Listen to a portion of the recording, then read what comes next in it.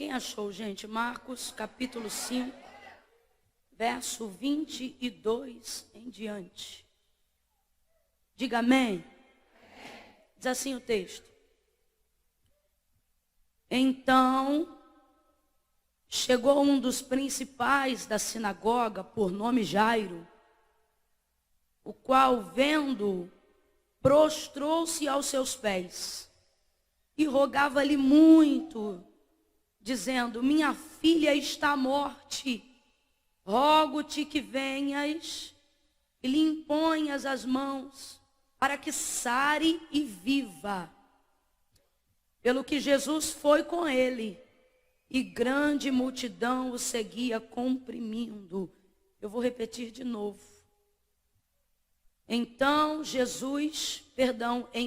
chegou um dos principais da sinagoga, por nome Jairo, o qual, vendo, prostrou-se aos seus pés e rogava-lhe muito, dizendo: minha filha está à morte, rogo-te que venhas e lhe imponhas as mãos, para que sare e viva.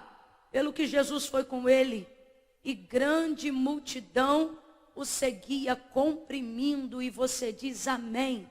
Amém. Nós vamos reproduzir mais uma vez o propósito, a intenção desse congresso. Quando eu contar de 1 a 3, você vai olhar para a pessoa que está ao seu lado e vai liberar a palavra-chave que revela a intenção do propósito ao qual nós estamos aqui. Quando eu disser 3, você vai olhar para ele ou para ela e vai dizer: a esperança.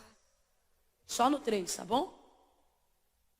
No 3, você vai virar e vai dizer: a esperança. Na verdade, vamos dizer: há uma esperança. É 1, é 2, é 3. Libera a palavra, vai. Olhe para ele novamente e diga: está aos pés de Jesus. Você acredita nisso? Oh, aleluia! Oh, aleluia! Aleluia! Aleluia! Aleluia! Glória a Jesus! Glória a Jesus! Glória a Jesus! Cristo em nós, esperança da glória. Aleluia! Oh, aleluia! Como o texto que nós acabamos de fazer menção relata sobre si mesmo, Jairo. Qual é o nome do homem? Vamos embora, gente. Qual é o nome do homem? Jairo. Isso, Jairo era um principal na sinagoga. Uma pessoa identificada como príncipe dentro da sinagoga. Este homem era um maioral, dentre outros homens grandes na sinagoga. Ele tinha o poder de determinar quem sentava na fileira das cadeiras da frente, lugares reservados para pessoas especiais naqueles dias. Ele era alguém que conhecia a liturgia de A a Z. Um homem religioso. E eu não falo isso no sentido pejorativo, mas falo isso no sentido devocional. Alguém entregue às práticas, um homem metódico, né? Pragmático, litúrgico. Alguém que tinha muitos acessos em esferas muito especiais dentro da sociedade. Ele trafega com tranquilidade tanto na classe dos judeus, sumos sacerdotes, escribas, saduceus, como também na esfera entre os romanos. Trafega com tranquilidade entre eles, tem acesso ao sinédrio, tem acesso a homens de poder dentro do sistema romano. É um homem de opinião pública muito boa. É alguém que inspira e que é inspirado pela sociedade, uma referência dentro daqueles dias. E o texto vai falar, não nessa ocasião, mas em outras oportunidades, como João capítulo 9, por exemplo, que naqueles dias ocupar a posição de Jairo não era nada fácil. Por quê? Porque naquela época, e justamente naquele momento, a fama de Jesus estava percorrendo toda Jerusalém, todas as cidades que cercavam Jerusalém. Jesus estava ficando muito conhecido, obviamente, por causa da maneira prodigiosa, dos milagres que realizava e da quantidade de pessoas que curava. O texto diz que aonde Jesus passava, afluía uma multidão de pessoas, e eu gosto desse termo, porque está falando como nascente, saíam pessoas de todas as partes, de todos os lugares, para poder estar com Jesus, haja vista como o coração de Jesus se movia de íntima compaixão por todas as pessoas. O texto diz que todos aqueles que o tocavam, todos aqueles que estavam pelos lugares onde ele passava, seu coração se movendo de íntima compaixão, ele não selecionava, mas a todos ele curava. Manifestava assim o poder de Deus na terra. Era leproso sendo curado, era paralítico andando, eram pessoas sendo restauradas de todas as maneiras. E obviamente isso não poderia ficar sufocado. Por mais que Jesus dissesse, à medida que ele curava as pessoas, ele dizia: olha, não conteis a ninguém. Não conteis a ninguém. Tadinho. Será que ele não quer pegar um arzinho? Não, minha irmã. Será que não, tadinho? Criança é assim mesmo, gente, é normal. Tem hora que ela precisa ou de uma aguinha ou de alguma coisa, é normal. Ocorre então que quando Jesus, manifestando essas curas e esses milagres, a fim de conseguir fazer isso por mais tempo, ele dizia às pessoas que não contassem isso a ninguém. Ele dizia: olha, não conteis a ninguém. Óbvio que não era porque ele tinha vergonha do que ele fazia, pelo contrário, ele queria que a manifestação do reino de Deus se desse na terra, através da manifestação desses sinais e maravilhas. Só que Jesus sabia que à medida que a sua fama fosse percorrendo, a sua atuação e o seu poder iria diminuir na escala em que ele poderia fazer isso pelas pessoas, porque iam começar a procurá-lo, para matá-lo, para prendê-lo, para subjugá-lo, para que se cumprisse dele o que dizia a Escritura acerca dele. Então, por causa disso, Jesus dizia: não conteis a ninguém. Um leproso encontrou com Jesus na subida da montanha e disse para Jesus: se tu quiseres, tu podes me limpar. E Jesus disse para ele: eu quero ser limpo. E imediatamente o homem foi limpo. Isso é maravilhoso, diga glória a Deus. Aí Jesus disse: apresenta ao seu sacerdote e não conte a mais ninguém. Quem disse, meu irmão, que alguém que está carregando a lepra há tanto tempo vai conseguir ter a pele limpa como um bebê e vai descer do monte para falar só com o sacerdote? Depois que falou com o sacerdote, o homem contou para todo mundo. A mesma coisa com o paralítico, a mesma coisa com o cego de Betsaida, a mesma coisa com o cego de nascença. A todas essas pessoas que Jesus curava, elas manifestavam a sua alegria, dizendo: olha o que ele fez comigo. Dá uma olhadinha para quem está do teu lado e diz: olha o que ele fez comigo. A gente não aguenta, irmão. Quando Jesus faz uma obra na nossa vida, é impressionante. A gente vai pela rua falando o que ele fez, ao ponto que a gente fica chato e começa a perguntar para todo mundo: você conhece Jesus? Você conhece Jesus? Você precisa saber o que ele faz, menina. Ele fez na minha vida, ele vai fazer na sua, ele é bom, ele é Jesus. A gente não aguenta. A gente não aguenta.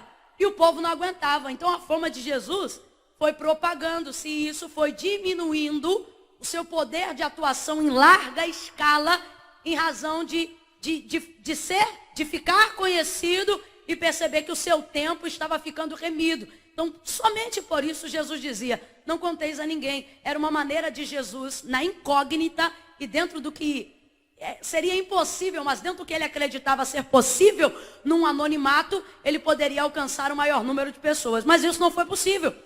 Aquilo se estendeu e todas as pessoas só falavam de Jesus. Jesus que multiplica, Jesus que cura, Jesus que levanta, Jesus que vai na sinagoga, Jesus o Senhor do sábado, Jesus que dá vista ao cego, Jesus que levanta o filho da viúva de Naim, Jesus que curou a mulher do fluxo de sangue, Jesus que levantou o paralítico do tanque de Betesda, e era Jesus para um lado e era Jesus para o outro. Jesus.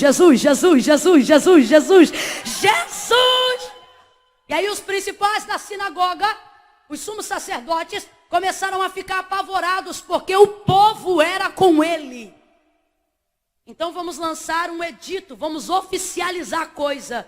A partir de hoje, segundo João, capítulo 9, todos aqueles que proferirem dizer ser Jesus o Cristo, ou seja, todos aqueles que admitirem a verdade do que este homem professa, porque os sumos sacerdotes acreditavam que Jesus era um charlatão da época e tentaram convencer o sistema romano disso, o colocando contra César. Foi assim que fizeram Pilatos capturá-lo, foi assim que estabeleceu-se a crença na mentalidade de Paulo, que a gente conheceu a princípio como Saulo, a acreditar que Jesus era um charlatão. Então eles propagaram entre si a seguinte coisa: qualquer homem que professar dizer ser Jesus o Cristo será será expulso da sinagoga. Eu queria que você entendesse que ser expulso da sinagoga naquela época não é como ser desligado apenas da igreja hoje. Por quê? Porque a religião tinha a primazia de tudo naquela época, de tudo. Eu não estou falando da fé, eu não estou falando do amor a Deus, eu estou falando ao dogma religioso. Aquilo estava sobre todas as coisas. Não pertencer àquilo era como o equivalente a ser excomungado dentro do catolicismo. Uma coisa que há 30 anos atrás impedia até alguém de casar ou de ser constituído dentro de uma família, porque acreditava que tal indivíduo perdia até a sua alma. Eu estou falando destes dias, eu estou falando desta época. Então as pessoas ficavam apavoradas, sobretudo dentro de uma cultura onde o judeu não tem uma denominação, nem mesmo uma religião. Por que João descia as águas batismais tão rapidamente? Os homens que acreditavam ser Jesus o Cristo e se arrependiam dos seus pecados, mesmo sendo filhos de Abraão. Porque se eu dissesse que o judeu tem uma religião, eu estaria me equivocando. A religião do judeu é étnica. Um menino de 7 anos sabe citar a Torá. Então ele não precisava necessariamente do método de conversão que nós ocidentais precisamos. Era completamente diferente. Então lança o edito: qualquer um que professar dizer ser Jesus o Cristo será expulso da sinagoga. E quem é Jairo? O principal dentro da sinagoga. Alguém que precisa assinar abaixo do edito dizendo concordo, dizendo é isso aí, seja feito desta maneira. Mas parece que a atitude de Jairo, que a posição e o cargo que ele ocupa não é condizente com a crença do seu coração. Ou se era, mudou. Se era, foi transformado. Porque tem coisas que hoje nós somos, tem coisas que hoje nós fazemos. Às vezes com uma convicção a gente bate o pé no chão e diz assim, nunca mais. E às vezes Deus olha e diz, falou cedo demais. Circunstâncias que mudam coisas que pareciam imutáveis. Natália contava seu testemunho aqui, ela dizia, eu era tão colérica, e a gente não consegue nem ver isso, porque o mundo vai se acabando, chega a me dar raiva. O mundo vai se acabando, eu digo, Natália está se acabando, e ela diz, calma, vai dar jeito. Isso aí acontece. Porque quando você não está muito crente, você não quer um crente. Você quer alguém para poder se embolar contigo. Quando você pensa assim, está dando tudo errado, você pensa assim, eu vou arrebentar a cara de fulano. Você não quer alguém para dizer assim, calma, você quer alguém que diga assim, tu pega na perna que eu pego no cabelo. É, não é? Natália nunca, assim, calma, tudo vai dar jeito. Só que o Senhor cria circunstâncias, situações, que coisas que hoje nós juramos nunca, de repente ficam frágeis como vidro. Então eu não sei se na época que foi lançado o coração dele já cria, mas uma coisa eu tenho certeza, a circunstância fez com que tudo mudasse dentro da casa de Jairo. Oh, aleluia! Oh, aleluia! Você tem dito, o inimigo tem me apertado, mas Deus me trouxe hoje aqui para te dizer, aquele que é de Deus o maligno não toca. É o Senhor soprando um vento novo para usar circunstâncias para transformar o nosso coração.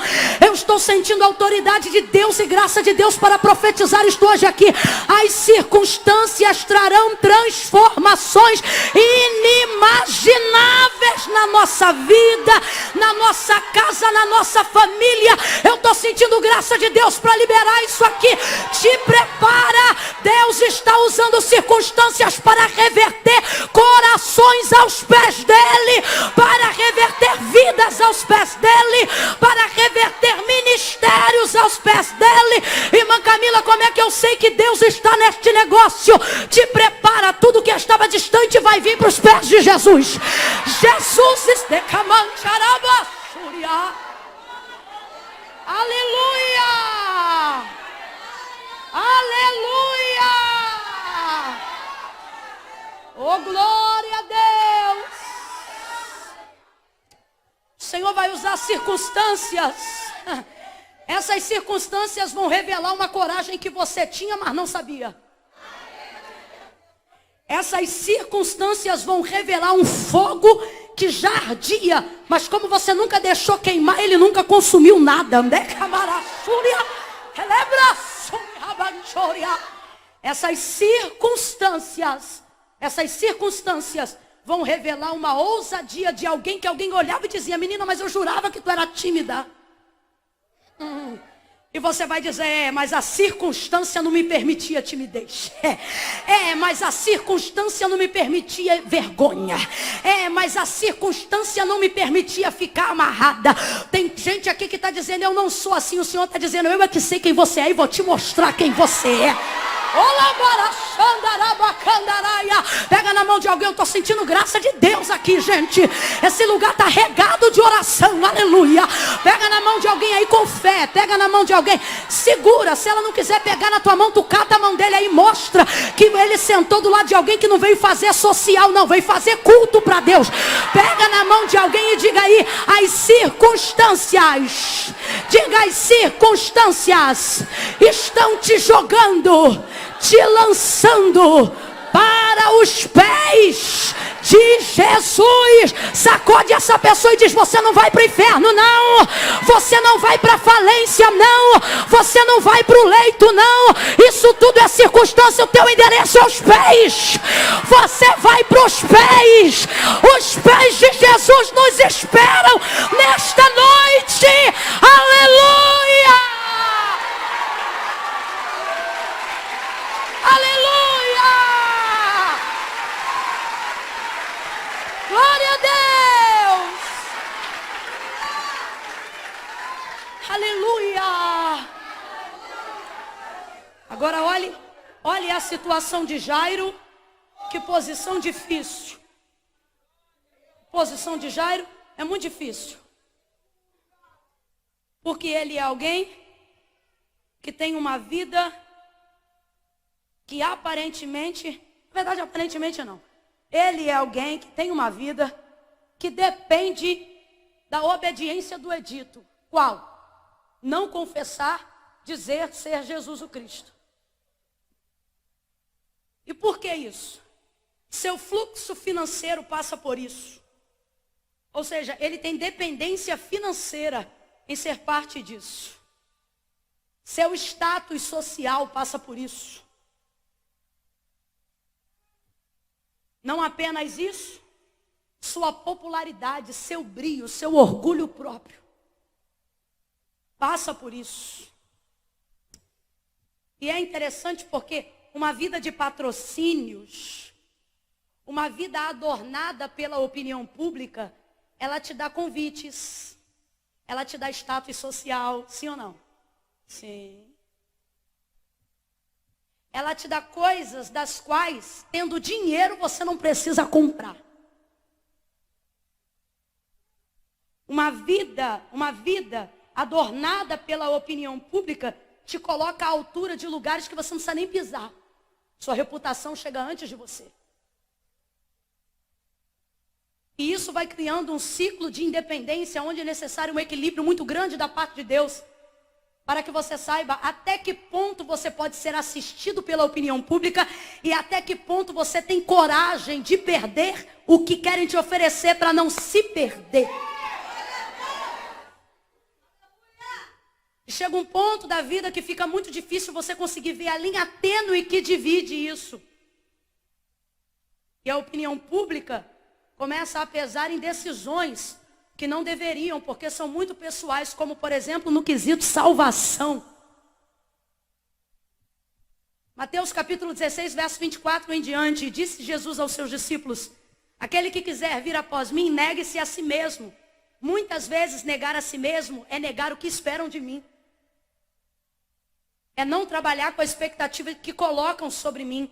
É não tomar decisões em cima das expectativas que as pessoas colocam sobre mim. Sabe por quê? Não em um tempo muito distante, mas mais rápido do que a gente imagina, porque a vida passa assim. Você perceberá que não foi o que queria na tentativa de ser o que todo mundo esperava e no final termina frustrado. Porque você não foi o que sonhou e nunca vai conseguir ser o que as pessoas esperam de você. Então é muito perigoso isso. Jairo está justamente nessa situação. Eu vou tentar trocar para miúdos, porque eu quero que todo mundo tenha consciência plena do que o Espírito de Deus está revelando ao nosso coração. Hoje ele está agindo no profundo, no oculto e no escondido nessa noite aqui. Coisas que a gente não fala a ninguém, coisas que são inescrutáveis à visão humana, ou até mesmo à ciência, na psicologia. O Senhor está entrando e vai tratar conosco nessa noite. Coisas que estão impedindo a nossa fé de romper. Coisas que estão impedindo o nosso ministério de crescer. Nunca se houve um tempo, e eu posso dizer isso, porque vivo há pelo menos 15 anos dentro desse fluxo. Então, consigo ver o que é certo e o que é errado. Nunca se houve um tempo onde as pessoas achavam que ministério dependia tanto de publicidade. Né? Pessoas levadas pela opinião pública. Talvez você diga, irmã Camila, qual é o problema de ter um patrocínio? Qual é o problema de ter uma ajuda? Só para você entender, é como se Jairo fosse alguém de muitos seguidores. Jairo fosse alguém que dependesse disso e de que em algum momento da sua vida tudo deveria transitar por isso. Só que tem um problema. Quando a opinião pública se torna tão importante a ponto de sustentar a tua casa, a ponto de sustentar a tua crença, a ponto de nortear as suas decisões, ela também manipula você e tudo que você possui. E esse é o grande problema. Jesus tanto sabe que isto é uma verdade inerente a nós, que ele vai chegar a colocar isto como quesito na profissão de fé. Olha o que Jesus vai dizer, não é pastor, não é igreja, não é homem, não é mulher, é Jesus. Jesus vai dizer assim, aquele que me confessar diante dos homens, eu também o confessarei diante do meu Pai que está no céu. Olha o que ele diz, mas aquele que se envergonhar de mim. Aí eu te pergunto, ele diz aquele que não crê? Não, ele diz aquele que tem vergonha do quê? Do que crê. Crê, mas não pode confessar. O que minha mãe vai pensar de mim? Crê, mas não pode falar. Vão pensar que eu sou otário. Crê, mas não pode confessar. Eu não posso andar com Bíblia. Crê, mas não pode permitir com que a sua fé suprima a opinião pública. Aí Jesus está dizendo, quem me ama me confessa diante dos homens. Todas as vezes que eu penso sobre isso, imagino claramente a gente tendo em nossa vida um amigo que nos ama muito, mas por algum motivo que pode ser qualquer um, temos vergonha de apresentá-lo às outras pessoas. Pense aí, um amigo que gosta muito de você. Pense, por favor, imagine. Um amigo que gosta muito de você, mas que diante de outras pessoas você tem vergonha de apresentá-lo. Sei lá, vai que é o jeito que ele veste, o cheiro que ele tem.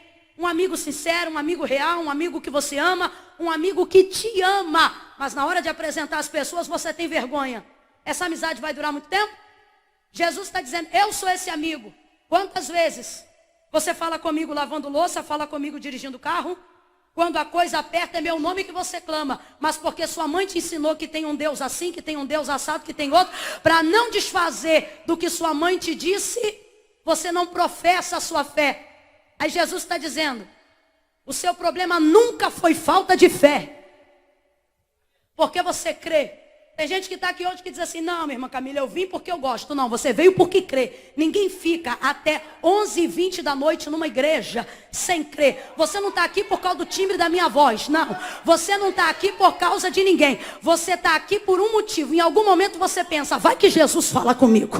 Vai que Jesus aparece naquele lugar. Eu sei o que é isso, já estive na sua posição. Eu sei o que é você vir para o culto, ouvir o apelo, mas ter na sua mentalidade a verdade falada. O que é a verdade falada? Uma coisa que não é necessariamente verdade, mas se torna verdade tantas vezes que você ouve e acredita que é. É tanta gente falando que crente faz lavagem cerebral porque eles não conseguem acreditar numa transformação verdadeira. Que você começa a pensar, ser crente é coisa de otário, servir a Deus é coisa de doido. Ih, tem muita coisa para perder. Vai ouvindo aí. Aí Jesus diz, aquele que me confessar diante dos homens, eu também o confessarei diante do meu Pai que está no céu. Mas aquele que se envergonhar, Jesus é esse amigo que muitas vezes está conosco na hora que a coisa aperta. Tem gente aqui que diz, irmã Camila, eu tenho outras crenças, eu conheço outros deuses. Interessante, quando a coisa aperta você só lembra do nome de Jesus. Jesus está dizendo, eu sou esse amigo que você conhece. Eu sou esse amigo que você sabe que te socorre de madrugada. Eu sou esse amigo que alguém até diz, ela nem é crente. E o Senhor está dizendo, ela ainda não é salva, mas crente ela já é há um bom tempo. Porque ser crente não faz de você um salvo, mas um salvo torna você um bom crente. Mas só tem um método e um caminho para a salvação. A profissão, a confissão de que Jesus é o Senhor. Então ele diz, quem me crê, confessa. E se tiver vergonha de mim, vai ficar envergonhado diante do meu Pai. Aí eu acho interessante, nessa hora eu meio que vejo Jesus dizendo assim, como é que pode? Vocês tudo sujo e eu diante do meu Pai dizendo, conheço, conheço, conheço. E eu todo limpinho e vocês com vergonha de me confessar diante de um monte de gente suja que vocês conhecem. Você desculpa eu falar assim, mas é como se Jesus estivesse nessa noite dizendo, quem é que era para estar com vergonha de quem? Mas não. A religiosidade, movido pela opinião pública, vai incutindo na nossa mentalidade a verdade falada de que você não pode se aproximar de Jesus do jeito que você está. Então você primeiro precisa se santificar. Você primeiro precisa se consagrar. E com isso nós vamos tendo em nosso meio visitantes, conferencistas, homens e mulheres que já têm o coração entregue a Jesus, a alma reverenciada diante de Deus, mas não conseguem fazer uma confissão pública de fé, que é a garantia do seu nome na inscrição do seu nome no livro da vida. Por que não conseguem, irmã Camila? Porque ele foi incutida na mentalidade uma verdade falada que não é uma verdade. Qual? Que primeiro você tem que largar tudo para vir para Cristo. Aí fica assim, não, irmã Camila, servir a Deus para mim é coisa séria. Primeiro eu vou parar de fumar. Depois que eu parar de fumar eu vou. Não, minha irmã Camila, é que eu não casei. Quando eu casar eu vou. Não, eu não posso ir do jeito que eu estou. Só que isso, meu irmão, nunca Jesus pregou. Quem pregou isso foi o homem. O que Jesus disse foi, venha como estiver, lançando sobre ele todo o vosso jugo, toda a vossa ansiedade, porque ele tem cuidado de vós. Ai, irmã Camila, eu não vou não, porque servir a Deus é coisa muito séria. Eu tenho aí um tico-tico no fubá para resolver. Jesus está dizendo, sem mim nada podeis fazer. Aí você diz, não, para mim é tão sério que primeiro eu vou me resolver, mas nunca resolve. Entra ano, sai ano e você distante dos caminhos do Senhor. O coração palpita, o coração sangra. Quando você lembra de clamar, é o nome dele que você chama. Quando a noite fica escura, é ele que brilha no teu quarto. O Senhor nos livra de tantos temores, mas na hora de confessar a gente quer fugir. E Jesus nos trouxe aqui para dizer, ei, você não vem porque não quer. Você está enrolado porque acha que quem desenrola é você. Mas Jesus está dizendo, não é porque você é sem vergonha que você não vem. É porque ele mesmo disse, sem mim nada. Meu irmão, isso aqui não é linguagem figurada não. É nada mesmo. Jesus está dizendo, comigo você já fica em alguns rolos. Sem mim então você não faz nada. Mas não. Ai, irmã, eu tenho um tico-tico no fubá. Jesus está dizendo, vem, traz o tico-tico. Com fubá eu faço um angu e ainda boto o teu nome no livro da vida. Vem. Movido pela opinião pública, por verdades faladas, criamos uma série de sofismas e uma série de barreiras para uma coisa que deveria ser tão simples quanto é e foi para o ladrão do Calvário. O ladrão que estava à direita de Jesus e que não está mais lá, mas está salvo no paraíso. Diga para mim, quantas ceias ele tomou? Quantos sermões da montanha ele ouviu Jesus pregar? Ele estava na multiplicação dos pães e dos peixes, viu Jesus andar sobre as águas, presenciou a cura e algum milagre que Jesus manifestou, esteve na sinagoga, sentou-se à mesa na celebração da ceia? Não, mas olhando para Jesus disse, Senhor. Qual foi a primeira palavra que saiu da boca dele?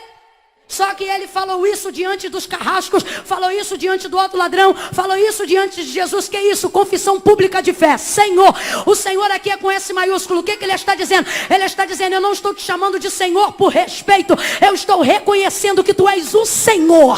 Senhor, filho de Davi. Tem misericórdia. Oh, meu Deus. Bartimeu fez o mesmo clamor. Mateus capítulo 15, 21, a mulher cananeia fez o mesmo clamor. Bartimeu em tese não podia clamar. A cananeia também não, mas da boca de todos eles há uma profissão em comum que os torna iguais, mesmo diante de todas as suas diferenças. Senhor. Ele olhando para Jesus disse, se possível for, lembra-te de mim quando entrares no teu.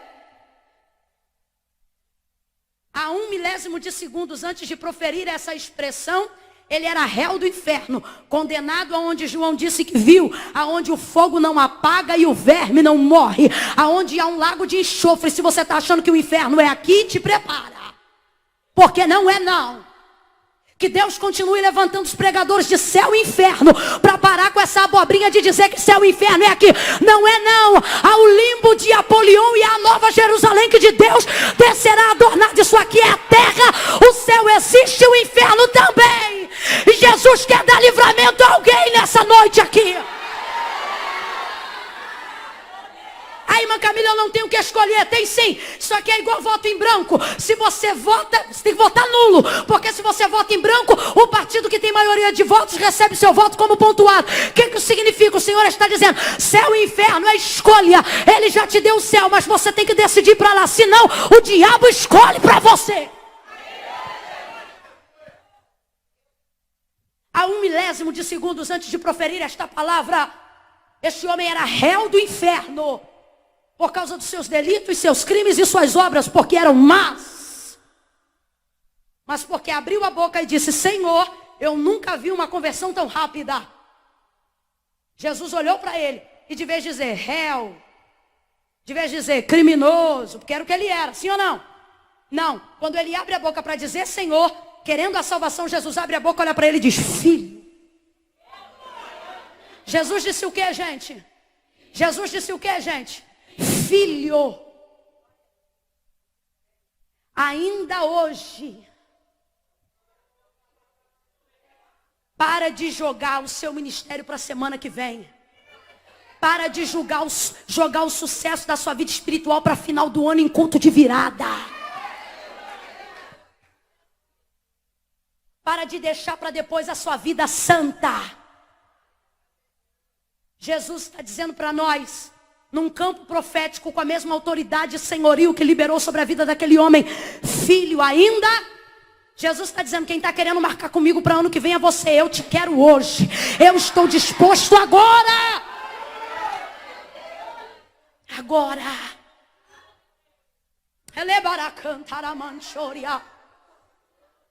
Estamos jogando milagres diariamente para amanhã. Estamos jogando pretensões espirituais diariamente para o ano que vem.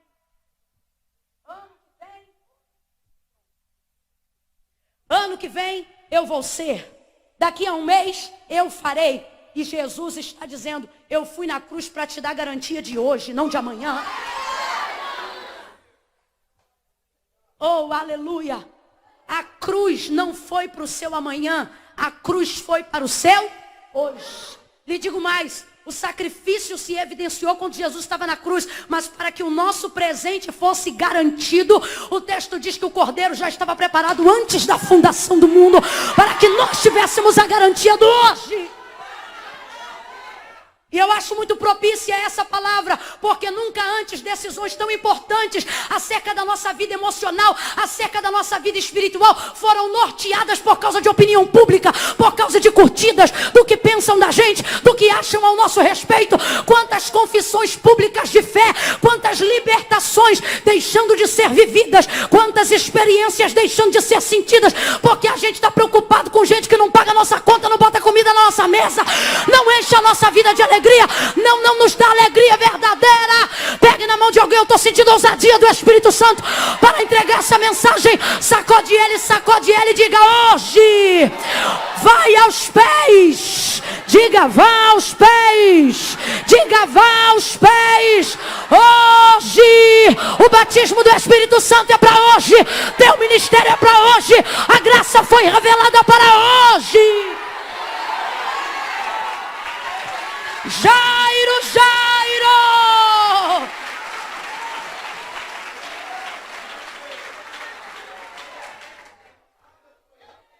No Evangelho de Jesus, segundo escreveu João, capítulo de número 19, ele vai contar sobre o momento da crucificação de Jesus. E 2 homens deixaram de fazer a confissão pública de fé. Um deles chamava-se José de Arimateia e o outro chamava-se Nicodemos. Eu gosto da especificidade da colocação de João no contexto histórico. Olha como é que João diz acerca deles dois. Todo mundo foi embora porque não tinha mais nada que fazer. Os judeus precisavam correr porque era grande a preparação daquele dia por causa do sábado.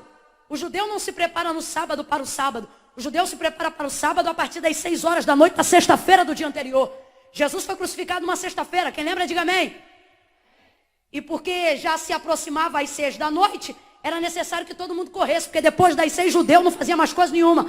Vai embora todos os amigos de Jesus, vai embora todos os discípulos de Jesus, que já estavam ali próximos, mas não podiam fazer nada. Até a sua mãe precisa deixá-lo. O abandono é tão grande que nem o pai se virou para vê-lo. O texto diz que todos vão embora, e quando ele está ali sozinho, e alguém pensa, não há mais esperança nenhuma, veio então o carrasco com um pedaço de madeira. Por quê? Porque os corpos não podiam ficar expostos no madeiro. Os judeus disseram, olha, amanhã é sábado, como é que isso aí vai ficar exposto? Isso aqui abre um parênteses para uma mensagem de outro dia. É gente que se guarda da santificação querendo matar o outro. Eu me lembro que quando entregaram Jesus a Pilatos, Pilatos disse assim, julga ele segundo a vossa lei, porque ele não é romano, ele é judeu. Aí eles disseram assim, na nossa lei não pode matar, como a gente quer que ele morra, julga você. É o tipo de gente que diz assim, eu não mato, mas manda matar, né, miserável? Outro dia eu vim pregar isso aqui. Aí, agora a mesma coisa vai acontecer. Não querem os corpos no madeiro, então precisa tirar. Nenhum criminoso, segundo o sistema romano e segundo a lei de César, tem direito a sepultamento, porque sepultamento revela homenagem à última dignidade. E segundo a lei de Roma, criminoso não tem dignidade, então joga na vala. Por que o Monte Gólgota é conhecido como Monte da Caveira? Porque era ali que se lançavam os corpos, entrando em estado de putrefação, até que virassem cadáveres, cujos ossos ficavam expostos, as aves de rapina comendo, e era isso que queriam dar a Jesus. Veio então um carrasco com um pedaço de madeira, arrebenta do primeiro, ele depende do madeiro e cai, rasga a mão, rasga o pé e vai para o chão. Fazem a mesma coisa com o da esquerda, quebram-lhe as pernas, ele depende por causa do peso do corpo, já não tem sustentabilidade, perna quebrada, rasga a mão, rasga o pé e vai no chão, joga na vala. Aí o texto diz que João ficou lá olhando. Eu imagino o desespero de João. É triste quando a circunstância te aperta, mas não te dá poder de fazer nada. É nessa hora que a esperança se vai, pastor Rodrigo. É nessa hora que a esperança parece um pavio que quase se apaga. Quem aqui já acendeu vela em dia de vento e teve que guardar? É difícil guardar vela. Por quê? Porque você tem que ter a quantidade exata de vento para passar que não apague e de oxigênio, porque se tapar também, o fogo apaga. É por isso que tem que soprar um ventinho. Ah, não entendeu não? Tem que soprar um ventinho que é para manter o pavio aceso. Mas é difícil, eu estou falando da esperança. Da esperança. Eu imagino João, que nem a gente dentro de casa, tentando manter acesa a esperança. Seu herói, sua vida, seu amor, aquele que lhe fez ter a ousadia de dizer o discípulo a qual Jesus amava. Ninguém nunca disse isso de João, a não ser ele mesmo. Tão amado ele se sentia. Vendo, o texto diz que ele ficou e viu. Aí ele ainda escreve e diz assim, eu, João, vi e testifiquei, para que dizendo para vocês o que eu vi, vocês creiam no que eu vi. E o que foi que aconteceu, João? João 19, ele vai contando. Fizeram com o da direita, arrebentaram o da esquerda, mas chegando-se, porém, a Jesus, não puderam, porque sobre ele havia uma palavra nas escrituras de Isaías que diz, nenhum dos seus ossos poderá ser quebrado. Isso aqui é tipologia do corpo de Jesus na igreja. Pode estar cuspido, pode estar moído, pode estar arrebentado. O sistema pode vir, levanta legislativo, executivo, judiciário. O sistema de Roma, a antiga Babilônia está aí dentro de Roma, está aí dentro do Planalto. Satanás e seus demônios tentam governar o mundo, bloqueando o entendimento, pressionam a igreja, apertam a igreja, e quando alguém vem com o pau na mão para dizer, nós vamos acabar com isso, acontece o que aconteceu, porque somos o corpo de Cristo.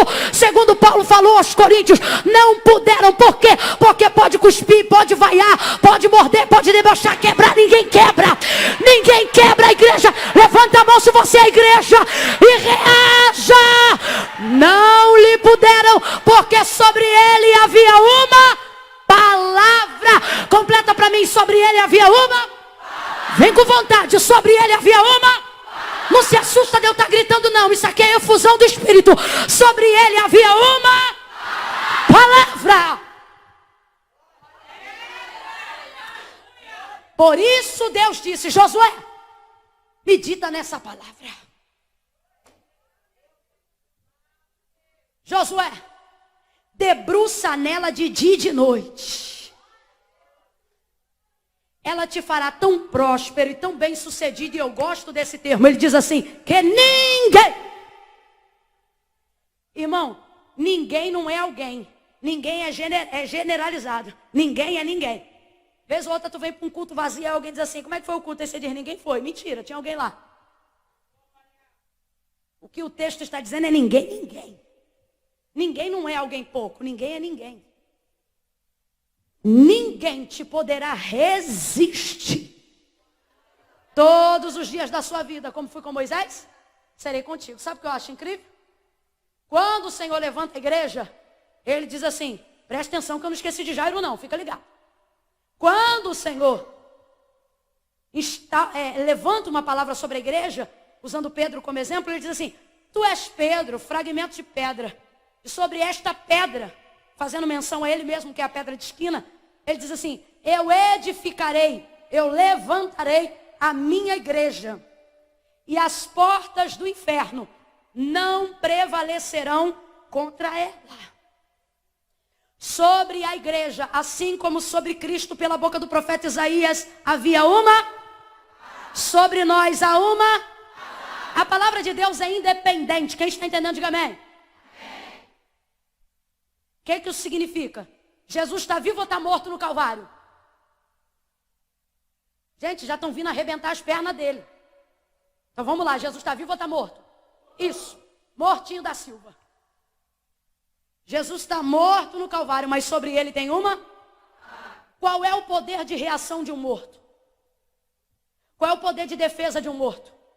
Mano, isso aqui, gente. Isso aqui é a garantia da nossa vitória. Às vezes nos falta poder de reação, mas sobre nós tem uma.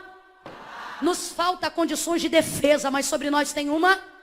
Por causa desta palavra que foi dita pela boca do profeta Isaías, falando acerca do Messias, o texto diz que quando foram a ele não puderam. Por que não puderam? O texto diz, não puderam, sabe por quê?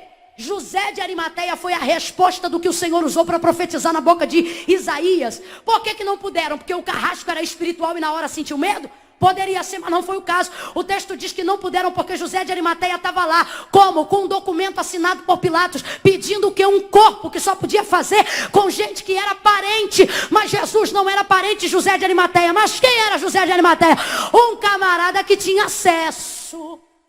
Um principal, alguém que tinha trânsito no sinédrio, alguém que estava entre os senadores e parlamentares romanos. Quem é José de Arimateia? José de Arimateia é alguém que conhecia o edito, que se alguém professasse dizer ser Jesus o Cristo, deveria ser expulso da sinagoga, deveria ser excomungado da cultura judaizante. Ele sabia de tudo isso. E quando você pensa, eu imagino João querendo fazer, mas não podendo, amando fazer, mas não podendo, desejando salvar o corpo de Cristo e a sua dignidade, mas não podendo. Eu imagino João vendo quem chegar. José de Arimateia. Não toca no corpo desse homem não, ele é meu, está aqui o documento. Pilatos me deu, porque o texto diz que ele requereu o corpo de Jesus a Pilatos, e isso se fazia de maneira documentada, pediu o corpo. Quem a gente menos espera vai cumprir uma palavra que Deus disse antes. Eu vou falar de novo. Tem gente na tua vida, gente na tua casa, pressionado pela opinião pública, apertado pelas pessoas, preso por causa de um sistema financeiro que depende de fulano, depende de Beltrano. O Senhor está dizendo, ei, não vai precisar eu mover meu braço, nem você mover o seu. A palavra de Deus vai se manifestar numa circunstância. Chega José de Arimateia, requerendo o corpo de Jesus. Olha de novo para quem está do teu lado e diz, há uma esperança. Diga, há uma esperança. Aí olha o que João vai dizer. João vai dizer assim, ó, que chegou José de Arimateia. Aí olha o que ele fala. Aquele, o discípulo que seguia a Jesus em oculto. Por que João diz discípulo? Me parece que tem alguém aqui que já estava patrocinando o ministério de Cristo. Me parece que tinha alguém aqui que já estava dando oferta oculta. Me parece que tinha alguém aqui que não podia estar no culto, mas quando alguém voltava, perguntava como é que foi. Me parece que tem alguém aqui que não podia estar na vigília, mas ficava doido para alguém ter internet para dizer, bota live, porque eu não posso ir, mas quero ver o que está acontecendo. Porque João diz, era discípulo, mas seguia em oculto. Aí o texto diz, por quê? Porque temia os judeus. Deixa eu te falar o que é temer os judeus. Temia o que iam dizer. Temia o que iam fazer. Vou falar bem rasgado. Temia a empresa quebrar. Temia as ações descer. Temia a popularidade cair. Temia os votos perder. Mas o coração está ficando apertado. Por quê? Porque tem João, tem Maria, mas ninguém pode fazer nada. E ele? Ele pode, mas se tiver vergonha, não vai fazer. Só que a coisa ficou apertando de uma tal maneira que José de Arimateia chega para dar dignidade ao corpo de Jesus. Aí você diz, como é que pode? Não andou com ele, não comeu com ele, nunca teve nenhuma cruzada, chegou no fim. Esperança é assim. Tem gente que não chega durante, mas Deus já preparou para chegar depois. Chega José de Arimateia e a gente olha e diz assim, mentira. José de Arimateia. Olha para quem está do teu lado e diga, difícil, hein? Natália usou um termo aqui que falou, né? Difícil, né? Era a mais difícil, ou o irmão era difícil, alguma coisa assim. E aí ela falou isso e eu lembrei, José de Arimateia, difícil. O Senhor está dizendo, eu vou começar pelas coisas difíceis, que é para não te chocar muito. Por quê? Porque as difíceis já chocam bastante. Quem é José de Arimateia? José de Arimateia é aquela pessoa que se preocupa tanto com o que está ao redor, que você pensa, esse nunca vai confessar a Cristo. Esse nunca vai chegar. Aí daqui a pouco você está num culto, quem vem chegando? José de Arimateia. Aí você diz difícil, o Senhor está dizendo, não se impressiona não, que o impossível vem logo atrás. Quem é ele? Nicodemos. Olha para quem está do teu lado e diz, Deus começou com difícil, mas vai terminar com o impossível. Quem recebe essa palavra profética, Deus te trouxe hoje aqui para dizer que a tua esperança vai ver o difícil se mover e o impossível acontecer. Chega José de Arimateia, Deus está me dando graça para dizer, o teu José de Arimateia vai chegar depois. Chega José de Arimateia e logo em seguida quem vem? Nicodemos. De Nicodemos, João não tem nem coragem de chamar de discípulo. João diz, aquele que viu Jesus de noite. Só que ele vem carregando uma saca como se fosse uma efa de farinha, de 10 quilos de farinha. Mas não são 10 não, são 34 quilos de mirra e de aloés. Que ele está preparando para poder esmiuçar e embalsamar o corpo de Jesus antes de colocar dentro do sepulcro.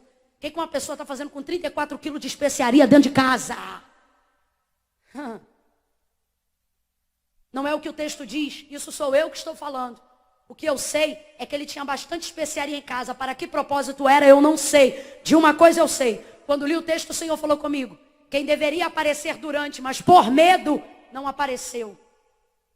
Não se manifestou. Reteve coisas na sua vida.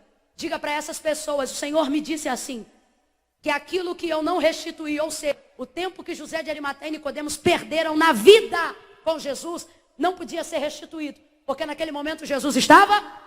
Mas Jesus disse, eu criei uma circunstância onde eu não estou presente para restituir, mas eu compensarei. O que é isso? Chega Nicodemos trazendo 34 quilos de mirra e de aloés. É o Senhor dizendo, o que ele não usou durante, eu estou dando graça para usar depois. Mãe Camila, não entendi, isso é uma palavra específica para Pibi de Guaxindiba. Se você crê que não só como pregadora, mas como um arauto do eterno, Deus me trouxe nessa noite, como mensageira, eu estou entregando aqui, acerca desta cidade, prioridade. Tem gente em casa que podia estar abençoando esta igreja, e a gente diz, podia dar, mas não dá, podia vir, mas não vem, podia fazer, mas não faz. O Senhor está dizendo, te prepara, porque o que Ele não está dando durante, Ele vai guardar em casa, e na hora de trazer, vem com compensação do tempo perdido. Aquilo que ficou guardado, o Senhor vai criar um tempo para compensar. Uma saca de 34 quilos. Tá doido, irmão? É muita coisa. Olha para quem está do teu lado e diz, é muita coisa. Não, fala de novo, diz, é muita coisa. Tem gente que você acha que está perdido, e o Senhor está dizendo, está perdido. Não, Ele está guardando. Está guardando muita coisa, e vai chegar. Vai chegar na tua vida, vai chegar na tua empresa, vai chegar na tua igreja, vai chegar no teu ministério.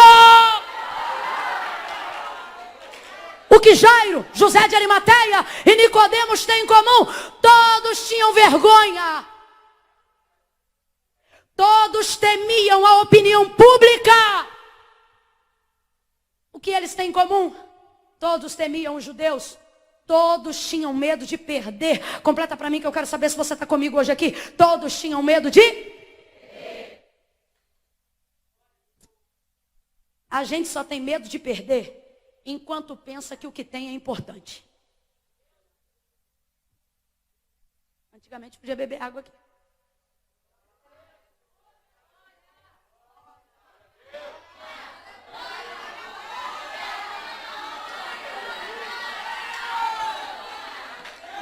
Glória a Deus, nada mudou. Agora eu vou beber água de coco, que é mais gostosa.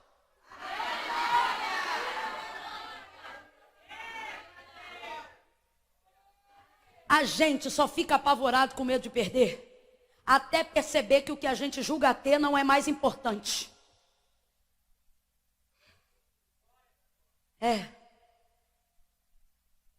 Tudo é uma questão de prioridades. Dá um glória aí que eu estou muito resfriado. Não para não. Isso.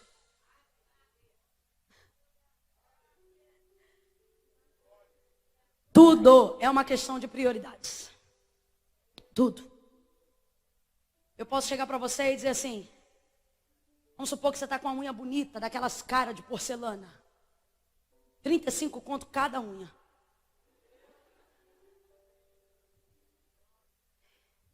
E aí eu digo assim, deixe-me cortar a sua unha. Ele diz, não, sua unha é importante. Aí eu digo, então tá bom, então eu vou te dar a escolha. Ou você me dá a sua unha, ou você me dá seu dedo. Imediatamente você me dará porque tudo é uma questão de prioridades. Coisas que agora são importantes, de repente deixam de ser, à medida que outras coisas começam a acontecer. Sabe o que eu vejo interessante entre Jairo, José de Arimateia e Nicodemos? O status é importante. A opinião pública é importante. Sabe por quê? Jesus está sempre ali. Só que quando, no caso de José de Arimateia e Nicodemos, Jesus não está mais presente, parece que eles percebem que tudo que eles guardavam não se comparavam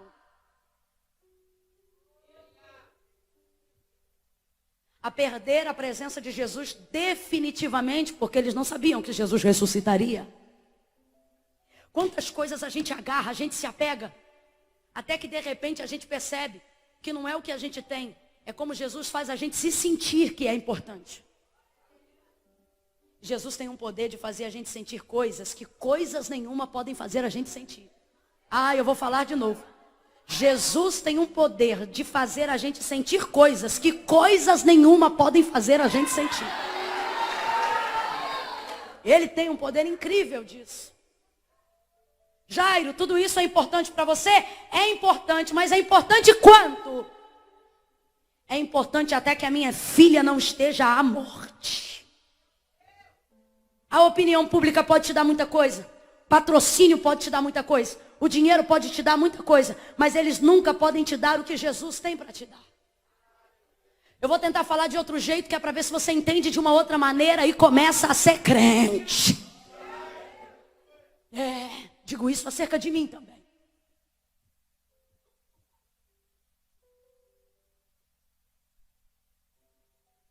A opinião pública pode te dar convites. Só Jesus te dá acessos. Patrocínio pode te dar roupa. Só Deus te dá cobertura. Grifes podem te dar sapatos. Só Jesus te dá chão sobre os pés e segurança para caminhar. Rede social pode te dar relacionamentos. Só Jesus apura a aliança. Um homem pode conhecer uma mulher pode conhecer um homem, mas só Deus tem poder de eternizar um casamento. Deus te trouxe aqui para te dizer, a pergunta não é se o que você tem ou o quanto você quer o dinheiro pode comprar. A pergunta é se o que Jesus tem para te dar alguma coisa paga. É tudo muito importante para Jairo, mas por causa de uma circunstância, tudo isso vai aos pés de Jesus. Jairo, sendo o principal da sinagoga, sai em casa na luz do dia, e a sua casa está cercada de mestres e de homens do seu mesmo status, e ele sai de casa sabendo que Jesus ia passar, e clama a ele, e o texto diz que vendo vai aos seus pés. Tudo que Jairo tinha, de repente, é reputado aos pés de Jesus. Sabe o que ele está dizendo? Meu principado está aqui, minha presidência está aqui, meu status está aqui. Sabe por quê? Porque tudo que eu tenho não é nada diante do que o Senhor pode fazer pela minha filha. Então eu quero dizer que eu estou aqui, a minha casa está aqui, o meu dinheiro está aqui, o meu status está aqui. Sabe por quê, Jesus? Porque os mestres não podem ressuscitar a minha filha, a popularidade não pode curar a minha filha, o dinheiro não pode levantar a minha filha, o patrocínio não pode me dar a minha família. O que é que vai restituir a minha filha? Ele está dizendo numa escala de prioridade. Eu já entendi, Jesus, que o primeiro lugar é teu, porque só o Senhor pode fazer por mim o que ninguém pode fazer. Jesus trouxe alguém aqui para dizer: vá para os pés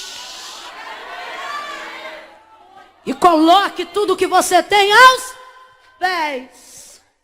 Parece uma posição de muita humilhação, não parece? E é. Mas quem tem medo de se humilhar debaixo de Deus, prepare-se para ser pisado pelo mundo. Jairo vai aos pés de Jesus. Agora que esse ouvido aqui abriu, devo estar gritando muito mesmo. Estava fechado, aí eu grito mais ainda. Jairo foi aos pés. É interessante, sabe por quê? Ele vai aos pés para pedir socorro, mas pede as mãos. Rogo-lhe, porque minha filha está à morte, que venha em casa e lhe impõe as asas. Jesus está dizendo, quando você buscar as minhas mãos, não vai ter nada. Mas quando você buscar os meus pés, eu chego na tua casa com as minhas mãos. Eu chego na tua casa com as minhas mãos, na minha família, na sua família com as mãos dele. Levante a mão, eu estou sentindo graça de Deus, recebe isso aí. Jesus está dizendo, o lugar que eu te disponho é os pés, mas o lugar que eu me empenho é fazendo uso das mãos. Jesus está dizendo a alguém aqui nesta noite, todas as vezes que você se dispor a buscar os meus pés, você verá o mover das minhas mãos. Todas as vezes, cresce meu filho, cresce. Todas as vezes que você se dispor a buscar os meus pés, você verá o mover das minhas mãos. Jesus te trouxe hoje aqui para te dizer, se humilha. Isso. Se humilha. Ah, mas o que vão pensar de mim? Quando o que vão pensar de você não cura o seu filho, problema o que vão pensar. Ah, mas se eu virar crente, o que é que meu namorado vai pensar de mim? Não queira estar casada com um homem que não se preocupa com a sua salvação.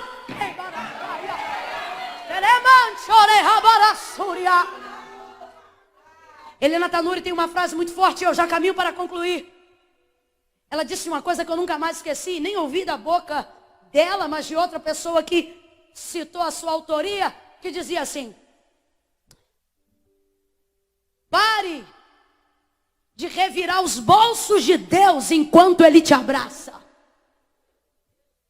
Eu me lembrei daquela visão de criança, quando meu pai chegava do mecânico e trazia nos bolsos balas, babalu, chocolate. E aí na hora que ele vinha me abraçar, eu já dava uma tateada. Eu já percebia, sempre tinha alguma coisa. E eu falei, Deus, isso é verdade. Quantas vezes desprezamos o afeto de sua presença em prol daquilo que Ele pode nos dar. E aí o Senhor falou comigo, nos meus pés não tem bolsos. Ele disse, nos meus pés você revela o quanto você precisa. Aí quando eu olho para a palavra de Deus, eu percebo que ninguém saiu de mãos vazias quando se derramou diante dos pés de Jesus. Eu não estou dizendo de usar isso como válvula de escape. Ah, então já sei, a simpatia é buscar o pé. Não, eu estou falando de intenção. Jairo vai aos pés. Aí ele diz assim, rogo-lhe que imponha as minhas mãos. Jesus diz assim, perdão, Jesus não diz nada. O texto diz assim, e foi com ele. O que é isso? Jesus já decidiu por Jairo, sim ou não? Sim ou não? E foi com ele. Só que no caminho a mulher do fluxo de sangue tocou em Jesus e Jesus quis saber quem tocou. Isso aí deu aparentemente uma parada no processo de Jairo. Aí parece que, está protelando o meu milagre. Jesus está dizendo, não, aquilo que eu decidi fazer na tua casa é tão grande que no caminho eu já estou executando. Jesus de Nazaré. A bênção na tua casa é tão grande que a caminho de lá Jesus vai curar quem está no meio. Jesus vai salvar quem está no meio. Pare de reclamar do tempo da espera. Jesus está alargando a extensão do milagre. Jesus está alargando a extensão do milagre. Jesus está alargando a extensão do milagre. Aí enquanto isso acontece, o tempo passa, óbvio, e aí aqueles que estavam na casa de Jairo chegam diante dele e dizem assim, não importune mais o mestre, a tua filha morreu. Quando Jairo saiu de casa, a menina estava doente, mas quando ele agora encontrou Jesus e está para voltar, aqueles que estavam em casa voltam e dizem, deixa o mestre, e a menina morreu.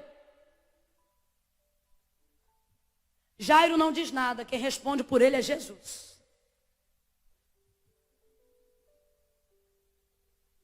O texto diz que Jesus não fala para ele, sabe por quê? A gente tem que parar com essa mania de usar o tempo que Jesus tem com a gente para responder os outros. Não, vou falar bem rasgado.